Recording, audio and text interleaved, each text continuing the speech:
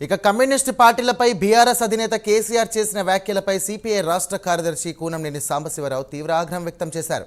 కేసీఆర్కు సహకరిస్తే కమ్యూనిస్టులు త్యాగధనులంటారు, లేదంటే తొత్తులా అని నిలదీశారు. కాంగ్రెస్ పార్టీకి తొత్తులుగా కమ్యూనిస్టులు మారారన్న కేసీఆర్ వ్యాఖ్యలను వెనక్కి తీసుకోవాలని ఆయన డిమాండ్ చేశారు. ఇక ఈ మొత్తం ఆకాశం విరిగి మీద పడుతుందా? ముఖ్యమంత్రి పదవి లేకపోతే ఉండలేరా? మీరు ఉండలేరా? ప్రతిపక్ష నాయకుడిగా చక్కగా ప్రజల పక్షాల నుండి పోరాటం చేయొచ్చు కదా.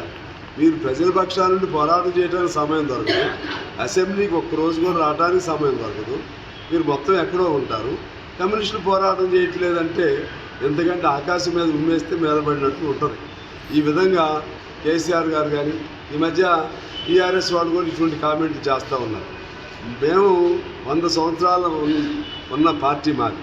మేము ఎవరికి సపోర్ట్ చేయాలి, ఎవరికి ఎప్పుడు నిలబెట్టాలి, ఎవరికి వ్యతిరేకంగా ఎప్పుడు పోరాటం చేయాలి, ఎప్పుడు ఆ అంశాలన్నింటినీ మేము ప్రజల సాక్షిగా తీసుకుంటాం. ప్రజలకు ఇబ్బందులు కలిగించే